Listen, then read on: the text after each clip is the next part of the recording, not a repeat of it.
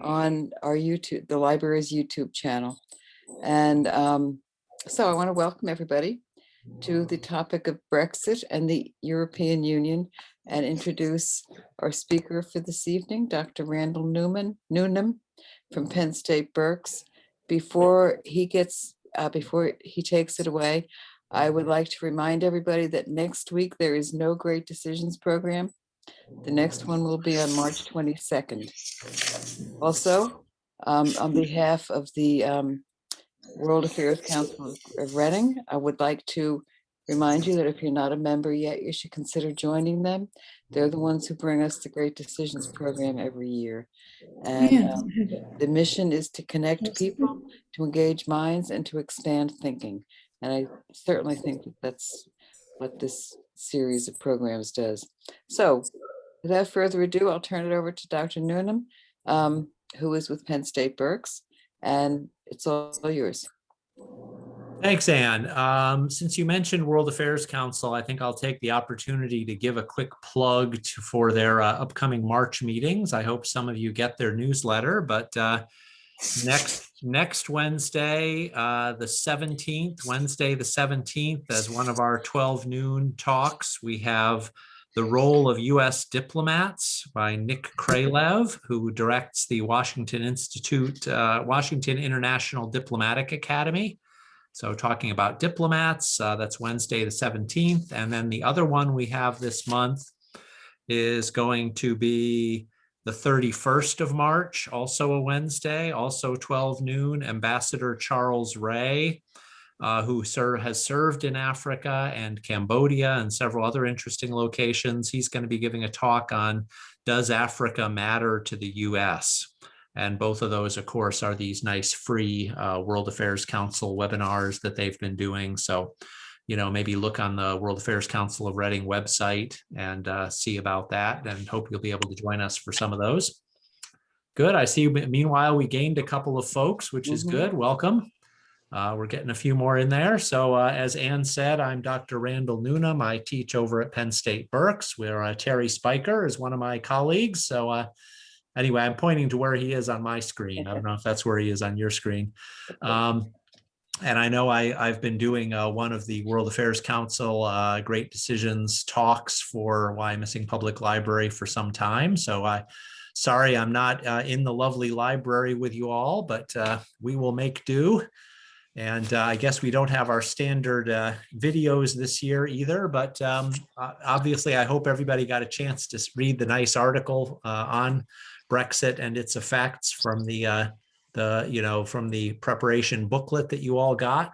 And I thought I might give a little bit of an update too, because that article kind of ran out before the most interesting developments. And I hope, I know usually this group is very good at following the news, but the big news in Brexit, beyond what was in your booklet, was that Prime Minister Boris Johnson did, at the end of 2020, manage to negotiate an actual free trade agreement with the European Union, called the Trade and Cooperation Agreement. And that was something that they had been very much afraid they would not be able to get.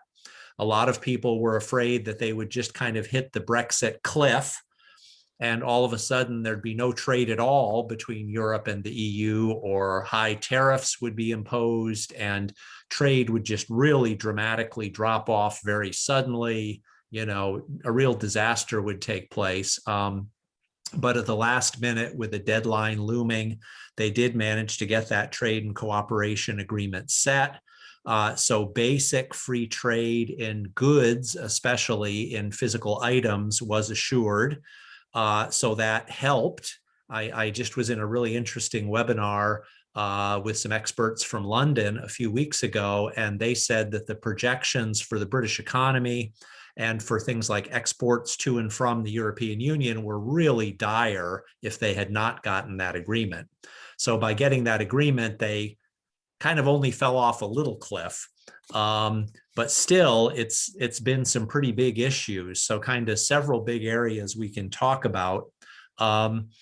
One of which is that the services sector was not covered by this agreement. It was pretty much just goods, just things.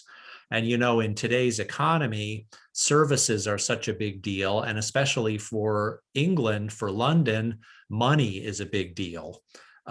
Things like the British financial sector were not covered very well by this agreement. So that was a real failure on Britain's part. By having it just be about goods, that actually benefited the European Union, because in terms of physical items, Britain is not as strong as the other European countries. So that helps them more than it helps Britain.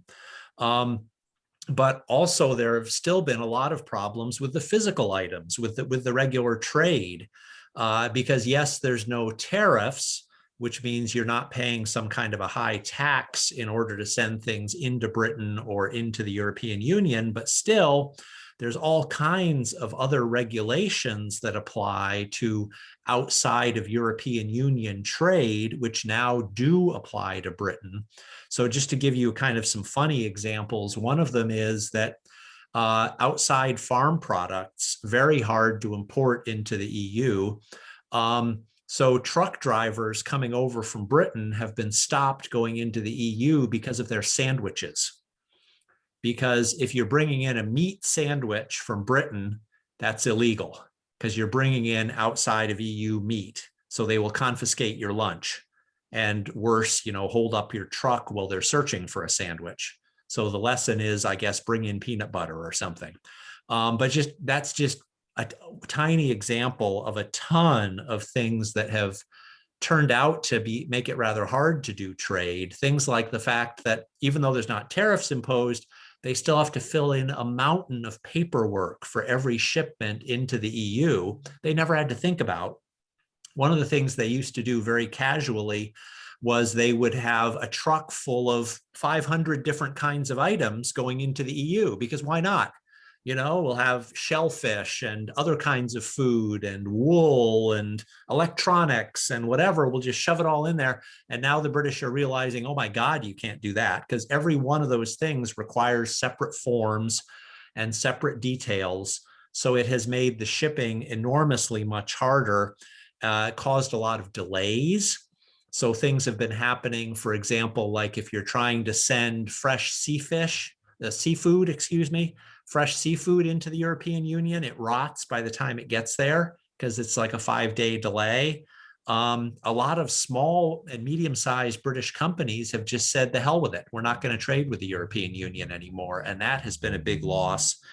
So a lot of things like that have been happening. That's kind of like death by 1,000 cuts. Where the trade has not fallen by like 80%, but they still are projecting it's going to fall by like 1/3, which will be a significant, decline for the British economy. And then there's another whole area too, which is movement of people. And that has been a big issue as well, because one of the big reasons why they got Brexit in the first place was they said, we want to be able to keep out people from Britain. We don't want all these migrants coming in from Europe. But what they've discovered is that they had so much in the past gotten used to British people being able to freely come and go into the European Union. And they've discovered that is really hurting their economy. For example, imagine that you're an architect who works in London. You never even had to think before about, do I have the right to go into Frankfurt, Germany and design a building? Now you can't do that, because you're a foreigner coming into the EU. So you have to get a special work permit for each, European country that you might want to work in. And of course, a lot of the people in the rest of the European Union are going to say, well, the hell with it, let's hire a German architect. And musicians, I heard, have been hit really hard. You're a jazz musician or a classical musician. You just never used to even think about it. Let's go over to Paris and play for the weekend. And now you have to get a special work permit and a special visa to be allowed to go over and play with the French Symphony Orchestra or whatever. So there's just, again, all these things they didn't think about. The British universities are getting really hard hit. because it used to be you could just casually come and go to different universities in Europe. And now all the students from continental Europe are going to be considered foreigners when they go to British universities and have to pay high tuition rates. So they think a lot of them are just not going to come. And that's going to then really hurt the British universities. And, I mean, there's a million things like this. One of the sad effects that I've heard is that they think that the Channel Tunnel Company might go bankrupt, because the channel is getting so much less traffic than it used to. But with two effects. Of course, they got COVID too. So COVID has hit the tourism really hard. And now Brexit is hitting the shipping really hard. And so the volume has dropped off so much, they think the Channel Tunnel might go bankrupt. I don't know, maybe they'll find some way to keep it open, even if the company goes bankrupt, but lots of stuff. So that's just some of the economic effects. And maybe we can start a little bit on discussion of some of that. But then there's also the political effects. So we can also talk about things like, what does this mean for Scotland? What does this mean for Ireland? There's been some recent developments there too. I just found out in a webinar just like a day or two ago that, one of the things they mentioned in your reading that could be a problem for Britain because of Brexit is what happens in Northern Ireland. And you probably remember that whole situation where, there's a border between Northern Ireland and the rest of Ireland. And in recent years, that's been a very permeable border, which helps to keep the peace between Ireland and Northern Ireland. But unfortunately, because of Brexit, now Northern Ireland is going to have different rules for everything than the rest of Ireland. So what they've thought of doing instead is basically placing a border between the island of Ireland and the rest of Britain, in order that the border within Ireland can stay open. But then that really makes the pro-British people in Northern Ireland angry. And just the other day, the loyalist paramilitaries, which are the pro-Britain terrorist groups in Northern Ireland, they just announced they're pulling out of the Good Friday Agreement just a couple days ago, which is the agreement that keeps the peace in Northern Ireland. And that poses a real risk that the civil war in Northern Ireland could start up again. And so, lovely unintended consequences. But anyway, as we like to say in politics, other than that, Mrs. Lincoln, how did you like the play? Yeah, a little dark, sorry. But yes, so I guess I will kind of open it up to you guys. I know you guys always have some good thoughts and discussion, and we can maybe start off with some things from you folks about either the foreign policy implications of this or the economic implications or whatever you think of. Anybody want to unmute and start? Are they're allowed to unmute, right, Ann? They can just unmute themselves. Randy, I was really intrigued with the question number 6 that was in the reading. Mm-hmm. Is social media, how can vital public policy issues be informed by the facts rather than emotions? And I think the whole Brexit situation, it just exemplifies that with all these unintended consequences. And we've seen quite a bit of that in the United States too. So what are your thoughts on that? Yeah, it's really difficult, isn't it? Because we all like to say we believe in free speech, of course, and we don't want to stifle anybody's free speech. But then how do you square that with like fact checking? And it's really been hard because the gatekeepers are gone, You probably see that in your classes too, Terry. I know that it's I saw this years ago. One of the funny things that I remember early from my teaching career, this was like 1996. I just started my teaching career, and I asked the students to do a report on different presidential candidates this year. And Bob Dole was one of the presidential candidates this year, very solid, conservative Republican, old school, very much older man, even at that time. And one of my students wrote a report, and one of the things she put in the report was, well, as everybody knows, Bob Dole's father was a pornographer and blah, blah, blah. And I'm like, where the hell did you get this? Oh, off the internet. She had some satirical website that she had accidentally looked up that was making silly jokes about Bob Dole, and she thought it was the real thing. And that went in her college report, and I was like, I think we're in trouble here, and that has kind of panned out. So, it's just, all the old sources we're used to had journalists, they had editors, there were librarians keeping an eye on things. And now it's just kind of every man for himself. So, we've been trying to get, I know, people like Facebook and Twitter to try to kind of fact check. And that's been hard, because every time they try to fact check somebody, then that person goes, wait a minute, you're censoring me, you're taking me off. I mean, we had that happen with a president, so it's hard. And then, of course, people can create new platforms too to evade whatever scrutiny you put on it, right? Like we had in this country, where people started migrating from Facebook to Parler. If you have any conservative friends, I had some conservative friends who were saying, nope, we're all going to quit Facebook. We're going to go to this new site where people aren't going to censor us. And yeah, it's like one of the things we really need to do in college is do a better, and high school, is do a better job teaching people about how do you rate these sites and check these sites, and learn to just not take everything at face value, because you have to kind of be your own editor. But yeah, can you really expect people to do that? That's a hard one. So thanks. Good point. Can you comment on the role of Russia with disinformation that's contributing to the passage of Brexit? Yeah, they think Russia played some role there. It was really a big warning sign for people, because of course this took place, the vote was, I think, June 2016, this unexpected win for Brexit. And I think some people started to say, now, wait a minute, we're starting to see that polls can be wrong, and there's something going on here. And of course, then in November, we had Trump elected. So another surprise.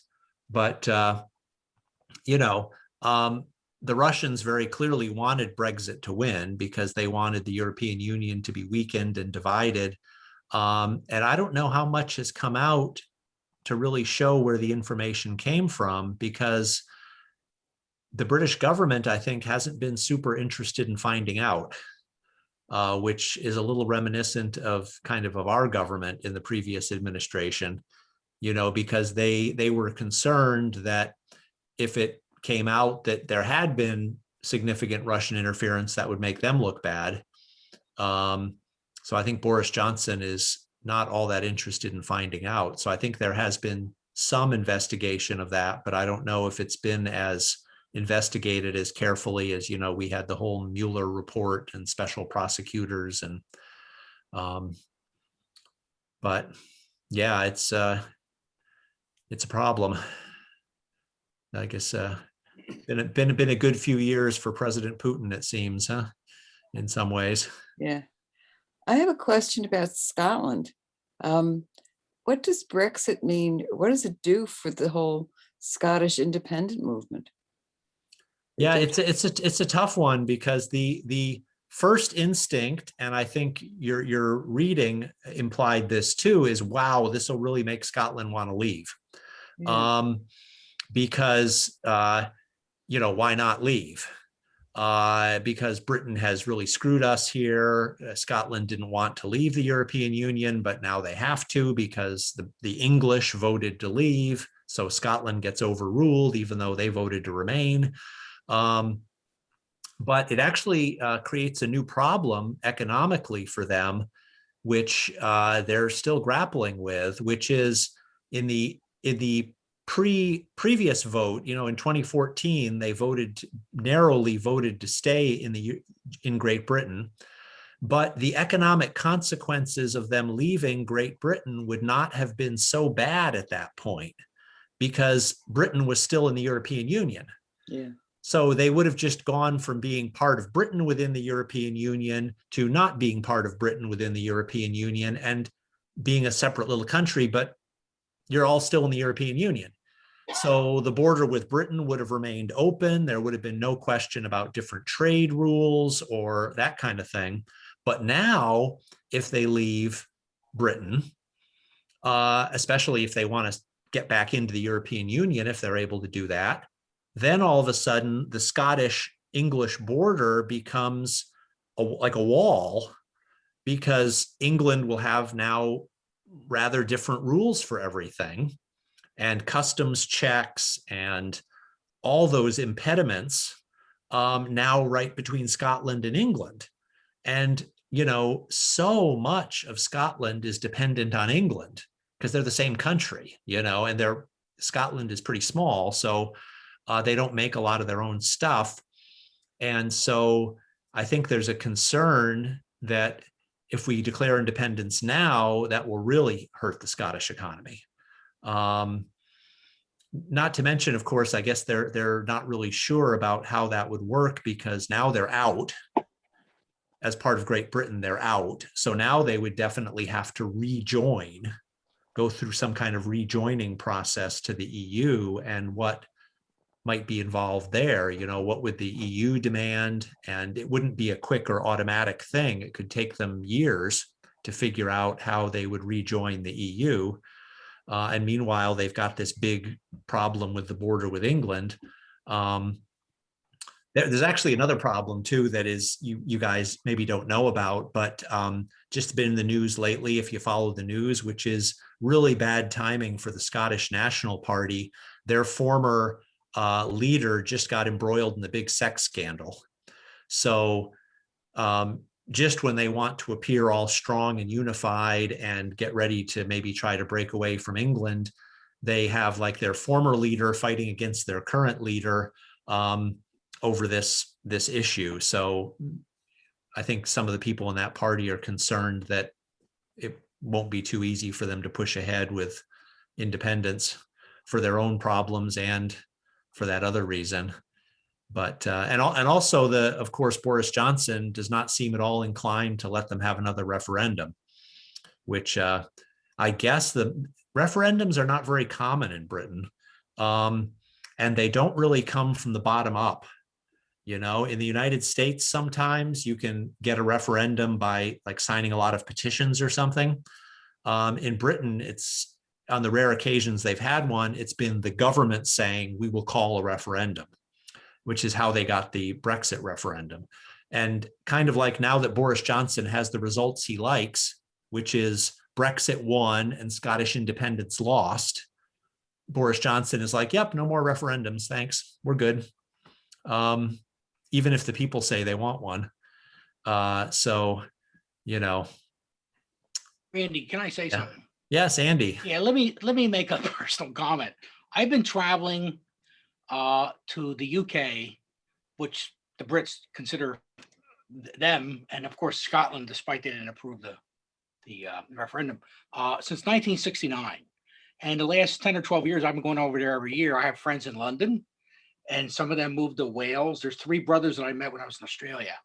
These guys are retired and they're all professionals, and it's hard for Americans to understand, they're not party members, but they vote. See, if you want to be a member of a party, if you want to vote for the Socialist Party or the Labour Party or the Conservative Party in their primaries or whatever, you have to be a member of them, and they don't do that. It's like mostly Europe. But I think that they take a position because they've controlled almost a third of the world at one time, that they are the greatest civilization on the planet. They don't really, this to them doesn't really matter because they can do it alone. They lost in 1776 to, I guess, 1787, United States, which was us. They lost all these after World War II, and then in the 60s, they lost like maybe 100 different dependencies in Asia and Africa, even though they have this goofy Commonwealth, which which some countries aren't really involved in, like India is totally independent, but Australia and New Zealand and Canada is still hooked up with them. So to me, they don't really care. They know that they're going to do it alone, and they have done it alone. And they know that they got beat up pretty badly in World War II, but not as much as Russia did. And they always complained privately before the split that Germany, they were worried about a renewal of German militarism. And the worst thing that they wanted was East Germany and West Germany to get back together. And all of a sudden, after 1990 and 91, with Gorbachev, the thing was created again. So that's still the biggest country and the biggest economy. The point is, they could do it alone, but they're more worried about not the EU, but economically, you have the United States, you have Germany in their own way, and you have China and Japan. Now, Japan isn't as powerful as it used to be, but this Chinese ogre from the East is which is worrying them. And particularly, I think it was Italy just within the last 6 months that they have negotiated some kind of an economic deal with the Chinese, who were trying to get into the third world so much. And that's a concern for them. Yeah, I know that. I think you're really right about the role of kind of history and British culture in this that we haven't really talked about.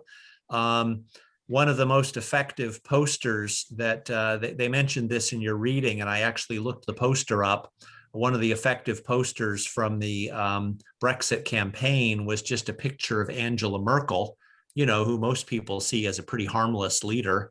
But picture of Angela Merkel, and it said, "We didn't win 2 world wars to be bossed around by a crowd." Yeah, right. And you know, they got some blowback for that and said, "Oops, we're sorry, not sorry." You know, well, if you remember European history, before the split, before Martin Luther, England was part of the Catholic Church, and there was a guy named Henry VIII who ended up deciding, for whatever his reason, that he was going to split. Well, they split from them, and they did pretty darn good. It took years, maybe 1 or 2 generations, before the economic can get back into snuff. But they survived. The mentality and the psychology of the British, like I said, you know, just to repeat, they controlled more of the world than anybody. You know, as you might argue with Genghis Khan, that had more landmass. But yeah, the sun never sets on the British Empire, as they used to say, right? I mean, it's remarkable. But yeah, well, they really still feel that, and that's a big part of Brexit. You know, they have this kind of image of we should be a great people and an outward-looking people. One of the promises of Brexit was that somehow they would then kind of set sail from Europe and become this successful capitalist country that goes and cuts deals with India and cuts deals with the United States, and you know, goes back to their kind of their glory days. I mean, I think it's a little hard to see how that happens because, you know, right now they're a medium-sized European country, and it's kind of like the tables have turned. You know, can you imagine somebody like Prime Minister Modi of India really giving a damn about a trade agreement with Britain anymore? You know, I don't think that's going to be a big priority for him. But that's kind of the feeling, I think, that they had, you know, goes back to Winston Churchill and the kind of the glory days of standing up to Europe and that kind of that island mentality. One of the funny stories that I like, you might have heard this. I've always told it in my classes, and then somebody told me it actually is not a true story, but it's so good it should be a true story. You know, is supposedly sometime in the Victorian era, there was a big fog bank in the English Channel for a week or two. And the major British newspaper, the Times of London, supposedly printed a headline that said, "Fog in Channel, continent isolated." And, you know, of course, it's like, no, it was Britain that was isolated. You're the little island. But as far as they were concerned, it was the continent that was isolated. So I think that's kind of the way some of them look at Brexit. It's like Brexit has occurred, the continent is isolated. But yeah, Tom, yeah, you want to get in here? A couple comments. First of all, I want you to know that I just hope that Scotland remains a whiskey producing country. I was going to ask what was in there. You just answered the question. Yeah. Thank you. There's nothing like single malt before supper. I'm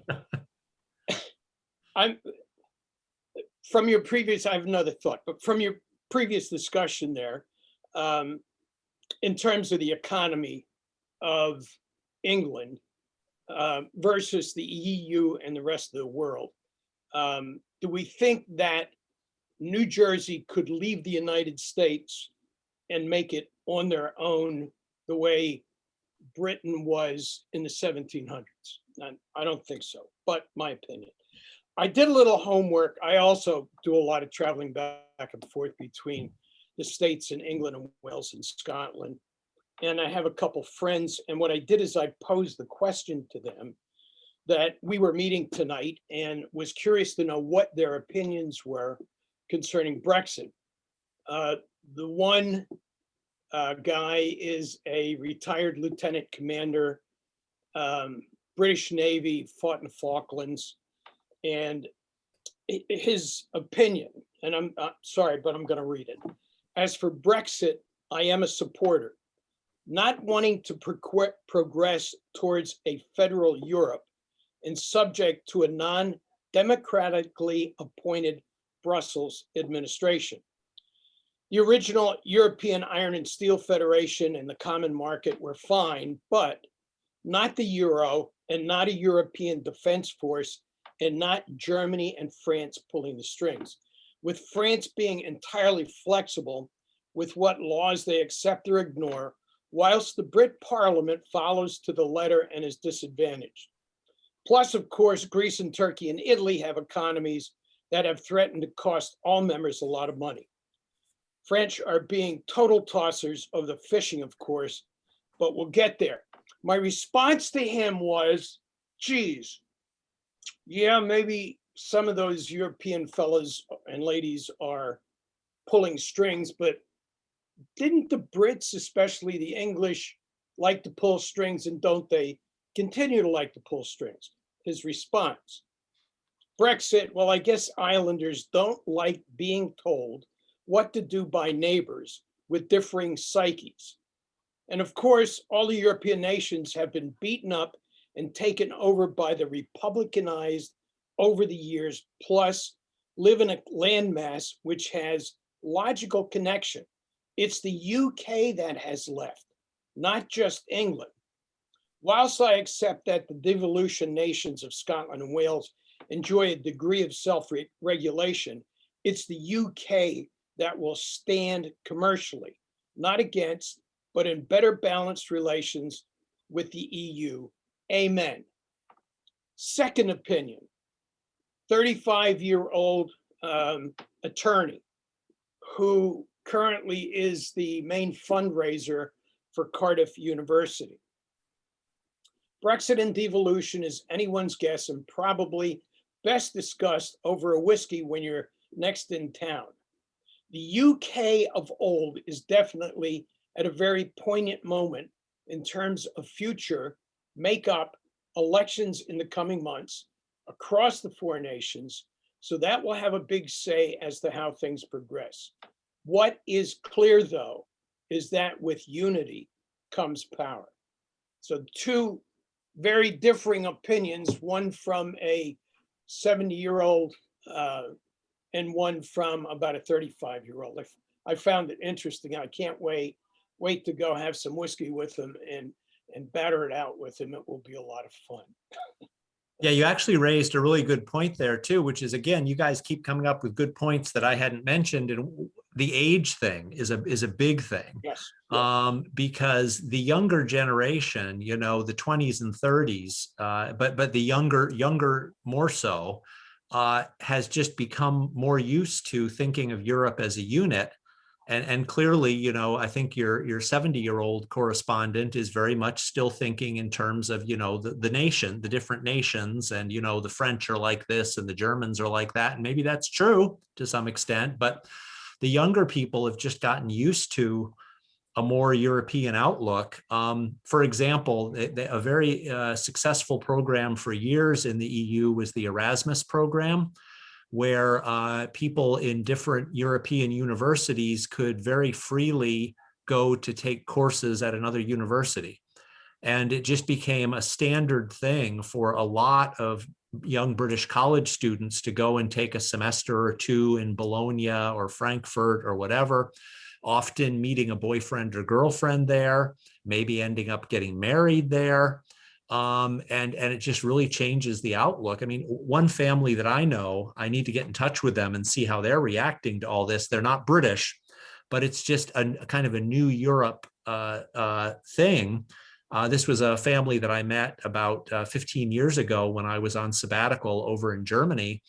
And the wife is Polish. And of course, the new Europe, Poland got free, and she ends up being able to be all over Europe and gets educated at a couple of different universities in different parts of Europe. She ends up wanting to study Russia. So she goes over to study in Russia, where she meets a nice young Spanish man who is also studying in Russia. They get married. So we got Polish and Spanish. When I met them, they were living in Germany. And had a child that they had in Germany. So it's a Polish and Spanish woman who speak Russian, German, Spanish, I don't know what else, English, with their German, Polish, Spanish daughter living in Berlin. And then after that, they moved and she got a nice teaching job in Denmark.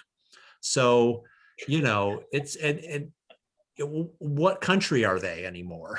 And I think that the British were not quite as far along in that evolution maybe as the continental people, but there were 1.2 million British people living in Europe at the time of Brexit, which is a pretty significant chunk of people.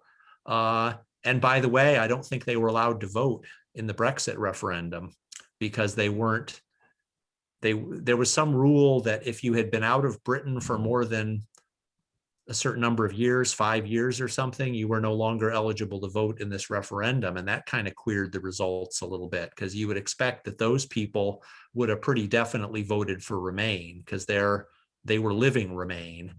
And unfortunately, a decent number of those people are now giving up their British citizenship, because if you're living in Germany or something, it's like, well, do I want to live the rest of my life here as a foreigner now that Britain's not part of it anymore? So I'll just become German. And, so it's, definitely there's a lot of people who, welcome the Brexit, but then there's the people at that other end who it just really felt to them kind of like, what was it you said, like New Jersey leaving, like it just, how can this be, And Randy, Yeah. The Polish connection to me seems to be one of the keys. And the reason I'm saying that was broken whenever things were broken up. And I remember when I was in London reading not only the Times, but these magazines at my friend's place, they had, you can hire an experienced Polish electrician for half the price. And these guys apparently didn't want to become unionized. So that the customers, they love that, but unionization and the labor people didn't. And apparently they were so successful, and not all the East Europeans, down to the Albanians and all, but they did so well that I think there was this resentment. And of course, the Poles are very Catholic. They're not Muslim and they're not atheist, but they're not Protestant or Anglican Brits. And I think that helped cause a lot of issues there. Now, right now, when I was communicating with my friends, I said, what's going to happen to these guys?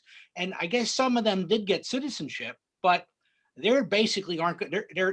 I don't know if they're going to be able to work. I think they can only work at 3 or 4 months at a time. It gets really complicated and confusing. But again, I don't think the Brits really care, because I think they did it on their own and they're going to do it again. Yeah, but that's a good point. The migration was a really big deal for Britain. And with the island traditions, they're not used to being an in-migration country still. That's true of a lot of the European nations. I mean, here in America, we're just used to everybody being immigrants, and we all have some immigrant background, unless you're American Indian. Many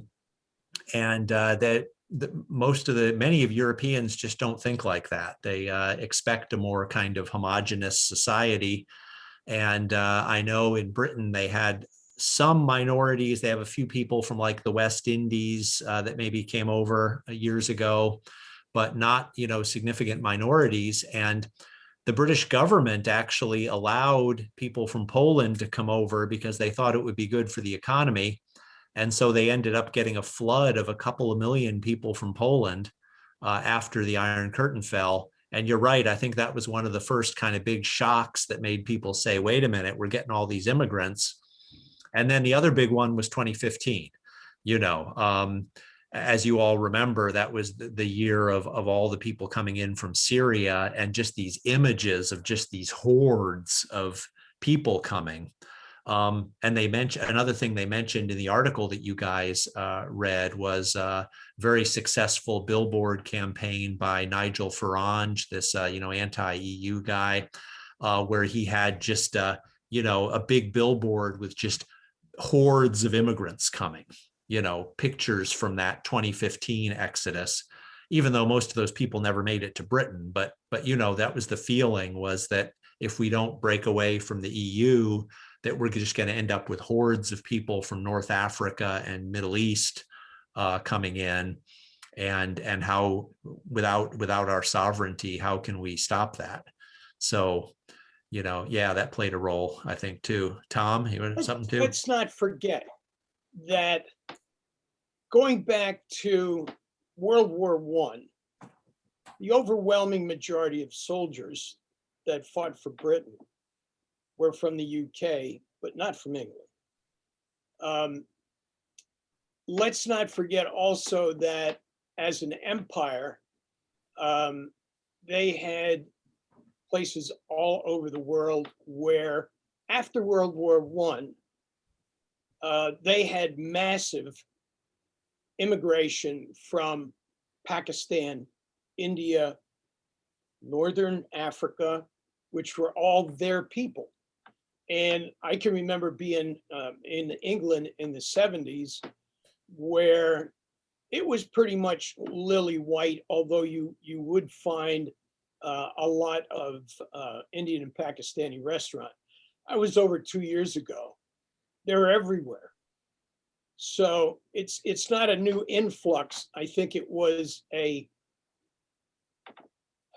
way the politicians could scare the hell out of the English, with the whole thing with Syria and Afghanistan. However, they already had a bunch of immigrants who were now in their children are all citizens.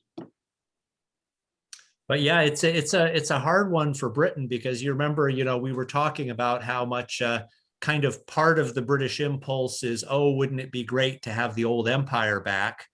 But at the same time, we don't really want all the people from the old empire. Exactly. And I hope some of you watched the Meghan Markle interview the other day. That was just last night, wasn't it? Oprah Winfrey. Right. And the whole kind of racial undertones there. Now, we just heard one side of the story, Meghan and Harry's side of the story, but they seem to feel that really within the British royal family, and certainly within kind of the apparatus of the British royal family, there was some people there who were very uncomfortable with having a half African American princess, and reportedly were asking questions to Harry, like, what color will the babies be, and things like that. And they were trying to sell the royal family on the idea that, having this racial diversity within the royal family is good, because Britain's becoming more diverse, and we still have this Commonwealth that we need to relate to with a lot of different looking people. But they kind of got the feeling that kind of the powers that be were not really buying it. So yeah, it's well, they're not the only country with racial problems, for sure, but it's that seems like that might have been part of it there. Frederick, you want to get in? Or I was going to say that one of the maybe unintended consequences is the fact that London used to be a money center, still is, but I've seen things like on Bloomberg where they're concerned that a lot of that financial work is going to go to Frankfurt or other places, and it will exit Britain. I think the thing that really made this possible was the fact that they never adopted the euro. It said in the book, for instance, I don't have any experience with it, but it said in the article that once these countries had adopted the euro, they're pretty much locked in forever because it would be so hard to reestablish your currency. They stuck with the pound, so they only really had like 1 foot in the water. They still had the currency, so that made this somewhat possible. Without having their own currency, they might have been unable to exit. Well, that is what points out one of the kind of ironies of Brexit, which is in a lot of ways, the Brits had a pretty good deal in the European Union because since they were, they had been in it fairly long and they were a major power, despite the fact that they say the Germans and French are running everything, they got some real special deals, such as the right to not join the euro when practically everybody else was supposed to. There's still some countries in Eastern Europe that have not joined yet, but they all signed on with the deal that you will join eventually. Once you meet certain criteria, you're supposed to join.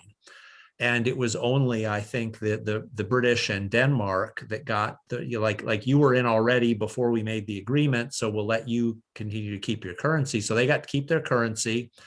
They kept some of the border checks for migrants. And they got a big rebate under Margaret Thatcher because they felt that their dues were too high. So they got a kickback every year from the EU. So the other EU countries were kind of looked at them and said, well, you want even more special deals? You already got a pretty good deal compared to others here. So one of the things that I've heard that's an issue, because some of us, we're sort of like, well, maybe they'll just decide to go back if this Brexit thing doesn't work out so well. Maybe they can just have another referendum and go back in. But the problem is that if they come back to the EU, chances are the EU will say, okay, yeah, maybe we'll let you back in, but with no special deals. Meaning you need to promise to adopt the euro, you need to open your borders, you're not going to get a rebate, and that would make it a lot less attractive. So, Andy, yeah, I have a comment, a quote, and also a question concerning a corollary issue that we haven't discussed. On page 41 of the book, this analyst, Russell Berman from Stanford, he was quoted as saying that Europeans lack the political will or military muscle to defend themselves on their own. American leadership is indispensable. Now, my question is to you, is it possible for the United States to be relied upon by the EU without Britain now as much for its military defense against Russia, the Russia big guy, if it costs us taxpayers a lot of money, which it has for years anyways, to try to avoid World War III? Right. Yeah, that's one of the big questions. And it certainly looks like for the moment, the Europeans are kind of like, Biden was elected. That staves off this kind of impending split that looked like it was taking place with Trump. But, Trump didn't come from nowhere,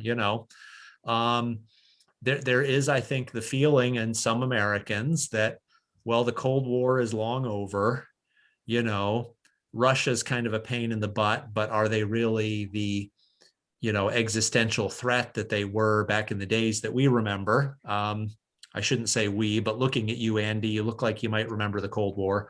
And back then it was clearer to us that even if it costs us something, we really need to stay involved in Europe because, that Iron Curtain and all that stuff. But now in today's world, is it that necessary?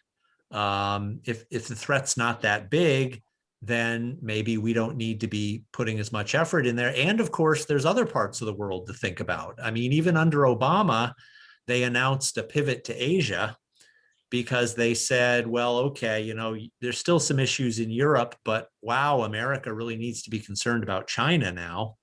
And we can't be focusing so much effort on Western Europe anymore. And so, and there's also the factor that despite the Europeans still not being that organized, they are a lot more organized than they were in the 1980s in terms of union in the European Union. Now they do have a common currency and they have a lot more legal unity. So maybe they would be more able to get their act together defense-wise if they had to.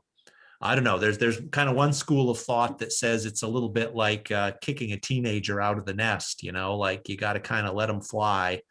And if the United States really says, okay, Europe, we're going to be having to move our troops to South Korea or something, then maybe Europe will, form their own stronger alliance and be willing to spend more money and that kind of thing. But yeah, good question.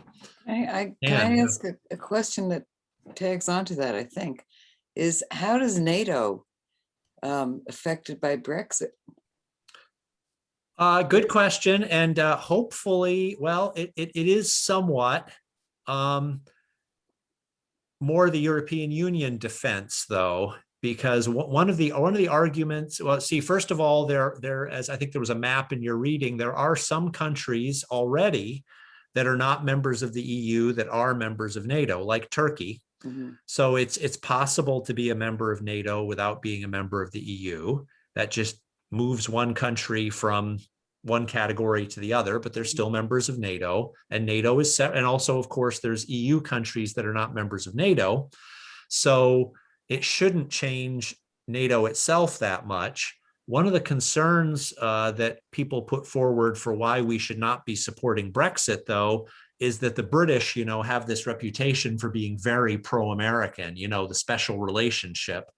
And what we were concerned about was that if Britain pulls out from the European Union, then that really weakens the pro-American voice within the European Union and strengthens the voice of people like France, who have historically been kind of like, yeah, we sort of like America, but maybe not.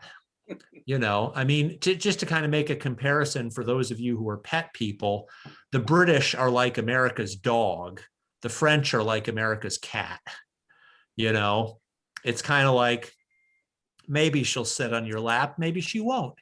And so the concern was, Britain pulls out of the European Union, then the European Union becomes more like our cat.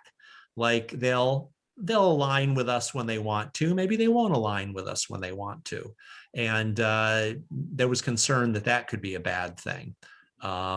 If Europe, starts to think of more of its own defense capabilities. The French have always kind of wanted to have NATO, but then to also build up like just a European defense alliance to do its own thing.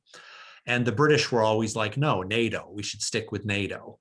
But without Britain there, it makes it more likely that the European Union will kind of build up their own separate defense alliance. And won't necessarily link with us so much, which might be a bad thing depending on your perspective. So, thank you. Well, we have about 5 minutes left. Dave, do you want to get in with something? I think you had unmuted before, but maybe you changed your mind. Yeah, I remember reading that there was major concern that big finance would leave England result of Brexit, but that they were kind of waiting to see how the final agreement turned out.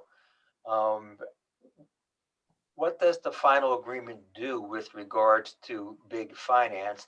And has big finance truly begun to move out and go back to the continent? That's a good question. As you said, it could be a long-term prospect. It's not something you do overnight. But I think it is slowly starting to happen, because I think it becomes a similar situation to what you saw with the goods, which is even if they can basically reach an agreement that says, yeah, London might still be able to do some things. If there's some things in the fine print that make it harder, then why bother?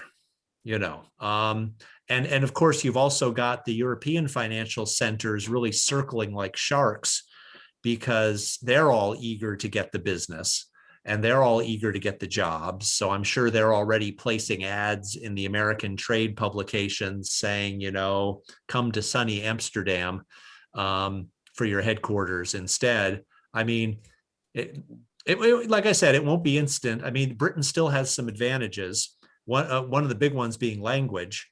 I mean, it's so much easier for American companies to operate in Britain. But I guess, you know, not every country speaks English. So one of the groups that I've heard the British are very concerned about is countries like Japan, because why would they favor London over Amsterdam or Paris or something? It's just another European country to them. So they might be more inclined to move. And maybe if the manufacturing moves, then some of the banking might want to move with it too. I've heard that some industries like cars have been really pausing their investments in Britain because, you know, why spend? I mean, some of these things are such big long-term investments. And it's like, why would you want to spend $2 billion to develop a new auto plant in Britain when you're not really sure what the export rules are going to be? And, you know, you've got to import parts from Germany and send things back and forth and just make it be in Germany. And so that's kind of the concern now. I've heard this webinar that I was on a little while ago was saying that their projection was over the next 10 years that Britain would lose something like 6% of GNP because of Brexit. And that's after the free trade agreement. It would have been worse without the free trade agreement. But, you know, 6% over 10 years, that really adds up. I mean, it's, you know, if you're only most of the, like Britain's probably only growing a couple percent a year anyway. So they've lost like a third of that just because of Brexit. And that really is like it's kind of a slow bleed, you know. And they were projecting that trade both ways from Britain to Europe would drop by roughly a third. And, you know, it's a lot of little losses that add up. So I want to thank you all. And Dr. Noonan, this was great. I want to thank you all for taking part in this. And don't forget, don't expect to hear from me next week. You'll hear from me in 2 weeks. Okay. Thanks, everybody. Really good job. It was a Yeah. smaller group this time, but everybody had some good input. So thanks a lot. We'll have to get you all to sign up for some Penn State classes. You know, you got. Oh, yeah. Yep. Right. Yes. Yeah, we need some information about that. 60 plus. I've signed on to it before. Yeah. Good. Yeah. Okay. Or no, I'm sorry. It's called Go 60. Go Yes. 60. Go 60. Okay. I know we have some people there from that. And just so you know, I believe that the deal still stands that you can do like at least one Penn State class a semester, and all you need to pay is the student activities fee, which is something like $100 or something. And you do have to enroll a little bit later than the regular students that are paying full price. You only get to enroll like 1 week before the classes start, but as long as there's an open space, you know. So I've had several people like that in my classes. And it's often fun, especially when it's somebody, you know, who's a little hair color is a little closer to my own. And you know, I've had people in my classes where I'll be talking about the Cold War, and they can say, well, when I was stationed with the US Army on the Berlin Wall, and you know, that's kind of good. That's kind of good for the 18-year-old students to hear, you know. So yeah. I believe you can take 6 credits. Okay. 2 classes. And actually 4 credit, which surprised me. It's not just audit. You can take it for credit or audit. Yeah. And if you want to, I mean, I haven't gone for a year because of COVID. Yeah. I was taking a singing class, and, you know, we can't sing safely. Right. So that was the end of that. But I took one of the music classes that was instructional, and it's really, it's wonderful. So you can always check it out. Yeah. I have to remember to do that. Yeah, that would be fun. Yeah. Well, thanks everybody. Really appreciate it. Good job. Thank you. Thank See you on the 22nd. Yep. You did a Okay. good Thanks, job. Randy. Thank you. I know. I know.